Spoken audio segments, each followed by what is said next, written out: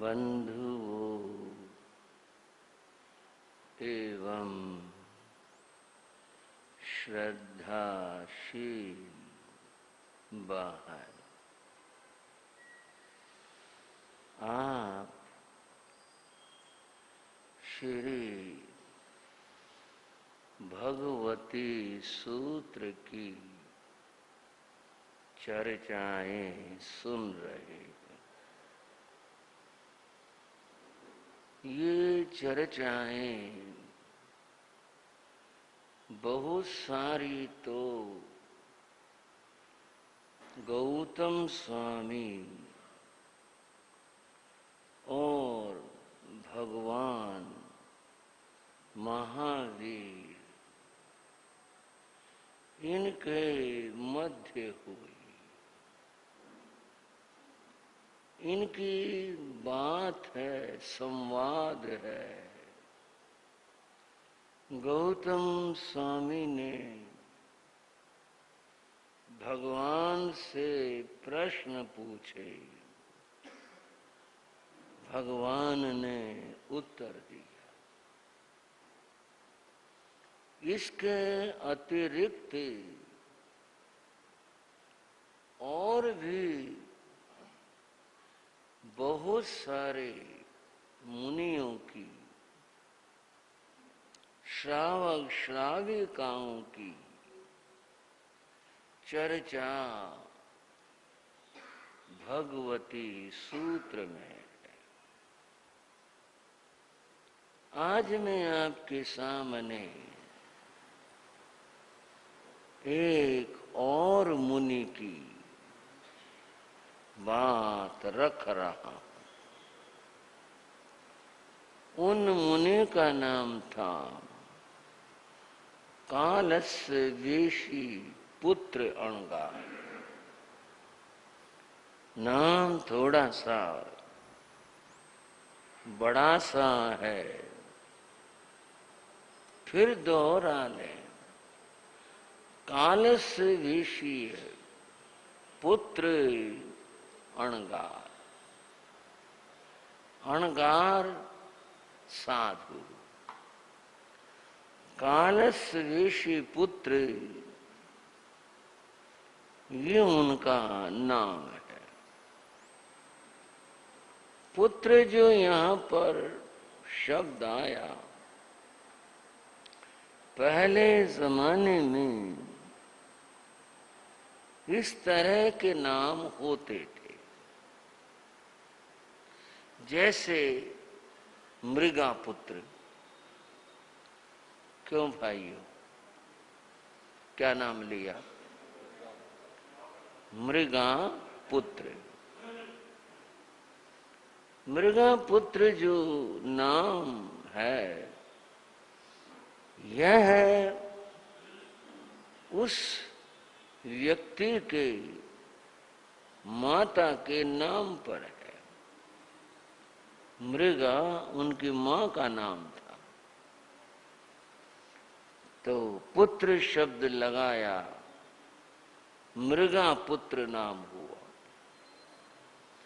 ऐसे पिता के नाम से भी हैं।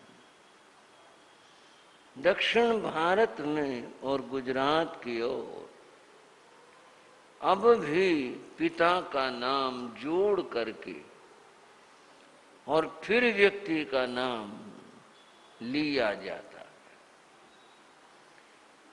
युग युग के प्रचलन है, रिवाज है। कहीं माता के नाम से, कहीं पिता के नाम से, कहीं स्वतंत्र। अब उत्तर भारत में वर्तमान में तो स्वतंत्र नाम का प्रचलन है। शहरों में तो था ही, अब गांव में भी ऐसा ही रिवाज है। पहले आप भी तो कभी गांव से जुड़े हैं। पहले तो कुछ रिवाज ऐसा था, वो फलाने का बेटा, फलाने का छोरा, पिता का नाम लेके कहा करते। वो उसका भी तो कुछ नाम होगा, प्रचलन कम था। व्यक्ति का, बच्चे का नाम, उसके नाम के बजाय पिता का नाम लेते, फलाने का रिवाज था। तो यहां जो भी रहा होगा, यहां तो बस इतनी बात है, नाम है कालस वेशी पुत्र। अणगार, अणगार माने साधु। आजकल मुनि शब्द का प्रयोग है, पहले साधु शब्द का बहुत प्रयोग था। वैदिक परंपरा में ऋषि शब्द का प्रयोग पहले भी था, अब भी है। जैन परंपरा में भी ऋषि शब्द का प्रयोग हुआ है और वर्तमान में भी है, पर बहुत नहीं। आजकल तो मुनि शब्द का प्रचलन है। कोई साधु हो वह अपने नाम के साथ मुनि शब्द को लगाते हैं। समय समय पर प्रचलन रहे। यहां अणगार शब्द का प्रयोग है। अणगार, अणगार माने साधु। अब हम कहां पहुंचे? हम पहुंचे भगवान महावीर के उस समय में एक कालस वेशी पुत्र नाम का साधु था। वाक्य बन गया ना? जो हम कहना चाहते हैं, इसकी बात करना चाहते हैं, उसका ये वाक्य बना कि उस समय में भगवान महावीर के उस आसपास में कालस वेशी पुत्र नाम का एक साधु था। यहां उस साधु के जीवन का प्रसंग है। भाइयों, भगवती सूत्र में श्रावकों के भी बहुत सारे प्रसंग हैं। वैसे तो श्रावकों के नाम से ही उपासक दशांग एक हमारा सूत्र है, उसमें भगवान के श्रावकों का वर्णन है। पर श्रावकों का जिक्र भी जहां तहां कई जगहों पर आया है, भगवती सूत्र में भी आया है। हो सकता है प्रसंग बना तो आपको सुनाऊंगा भी, बताऊंगा भी। और इसी तरह संतों के जिक्र भी आएंगे। ये छोटे छोटे कथानक हैं। अब ये कथानक जो हैं, ये किसी बात को लेकर है, कोई प्रश्न को, किसी बात को लेकर है। तो मैंने कहा उस समय में कालस वेशी पुत्र अणगार नाम का एक साधु था। अब एक केवल भाषा में बोला, उनके और ठाने होंगे और संत होंगे, पर जिसका जिक्र है बात उसी का नाम लेंगे, उसी का नाम लेकर बोलेंगे।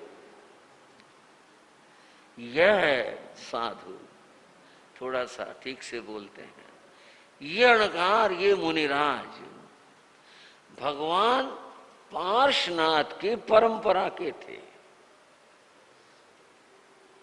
बहुत सारे साधुओं का जिक्र है जो भगवान महावीर की परंपरा के थे।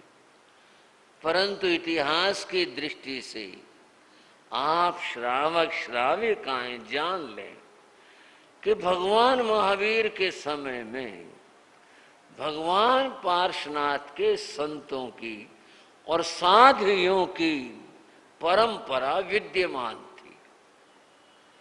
जैसे केशी स्वामी और गौतम का संवाद है ना श्रावक। केशी स्वामी भगवान पार्श्वनाथ परंपरा के साधु थे। और भी जिक्र है। तो भगवान महावीर के युग तक ये भगवान पार्श्वनाथ की परंपरा के साधु साध्विया विद्यमान थे। उनके अपने आचार्य भी थे और वे विचरण करते थे। महावीर के अपने साधु थे, वो विचरण करते थे, वो भी करते थे। वो अपनी बात कहते थे, वे अपनी बात कहते थे। एक बात और केवल दोहराने की है, आपको मालूम होगा, भगवान पार्श्वनाथ की जो सिद्धांत और नियम थे, उस समय चातुर्याम धर्म बताया है। कौन सा धर्म? चातुर्याम। 4 महाव्रत रूप धर्म बताया। 4 महाव्रत रूप धर्म कैसे क्यों कर बताया है? अहिंसा, सत्य, अचोरी, 3 हो गए, और फिर अपरिग्रह। जो इतनी महत्वपूर्ण बात थी वो ब्रह्मचर्य, ब्रह्मचर्य महाव्रत को उन्होंने उस समय में 2 महाव्रतों में सम्मिलित किया हुआ था। एक तो अपरिग्रह में और दूसरा अहिंसा में। जो पूर्ण रूप से अहिंसा का और अपरिग्रह का पालन करेगा, उनको अलग से इसे कहने की आवश्यकता नहीं होती। इसलिए इसको इन 2 में सम्मिलित किया हुआ था। तो उनका 4 महाव्रतों का चातुर्याम रूप उनका धर्म था। वो इतने सर्वज्ञ केवल ज्ञानी 4 महाव्रत कहे, चातुर्याम 5 कह देते। ये आपके और हमारे कहने से कुछ नहीं होगा। ये तो इस बात को तो वो समझते हैं, वो जानते हैं उन्होंने किस समय क्या क्या ठीक समझा, इसलिए उन्होंने निरूपण किया, इसलिए उन्होंने बताया। हमारी और आपकी ये सामर्थ्य नहीं है, इतनी अकल और बुद्धि नहीं है, हम उसमें कोई संशोधन यूं कर ले, कैसे कर लेते? वो इतने बड़े ज्ञानी वो समझते हैं। पर समझने के लिए आपको एक बात बता दूं, वैयाकरण, वैयाकरण कहते हैं संस्कृत में, जो संस्कृत व्याकरण को जानता हो उसका ज्ञाता हो। संस्कृत व्याकरण का जो ज्ञाता होगा उसको वैयाकरण कहते हैं। हाँ जी, क्या कहते हैं? उसको वैयाकरण कहते हैं। ये भी बड़ा अपने आप में एक चुटकुला, वैयाकरण, उसको वैयाकरण कहते हैं, जो व्याकरण को जानता हूं। अगर वाक्य में से, अब सुनो बात को, अगर वाक्य में से एक शब्द कम हो जाए और वाक्य का अर्थ पूरा बनता हो, तो एक शब्द के कम होने को वो खुशी मनाते हैं। एक शब्द कम हो गया, या बोलना और लिखना कम पड़ेगा, अब आपको इससे क्या फर्क पड़ेगा? आप और हम नहीं जानते, ये तो वैयाकरण जानते हैं इस बात को। तो उनके लिए एक शब्द का भी इतना महत्व है, अगर वो कम हो गया तो उसकी प्रसन्नता मानते हैं कि भाई ये वाक्य ठीक हुआ, एक शब्द कम हुआ और अर्थ पूरा हो गया, इसको प्रसन्नता मानते हैं। आप और हम नहीं फैसले दे सकते। चातुर्याम धर्म जो ठीक था, उस समय में जो ठीक समझा गया, तब तीर्थंकरों ने 2 से लेकर के और 23 तक के तीर्थंकरों ने ऐसा ही निरूपण किया। बंधुओं, ये कालस वेशी पुत्र अणगार भगवान पार्श्वनाथ की परंपरा के साधु थे। एक और बात बता दूं, आप कहोगे आप पूछ पूछ के बताओगे क्या? यूं तो नहीं, कभी कभी यूं होता है कि वे बात तो बता दूं, पर श्रावक लोग कभी थोड़े से यूं हो जाए, ये क्या बात बताई? चलो, कहते मन आई तो बताता ही चलो। आजकल एक शब्द प्रचलित है, वो शब्द क्या प्रचलित है? ढीला पसत्था।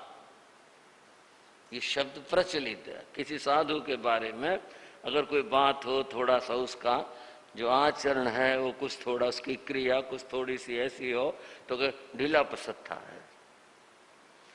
ढीला तो एक शब्द हो गया। ये पसत्था क्या चीज है? ढीला तो समझ में आ गया, ठीक है ढीला। ये पसत्था क्या चीज है? ये पसत्था पार्श्वनाथ से बना हुआ शब्द है। पसत्था क्या मतलब इसका?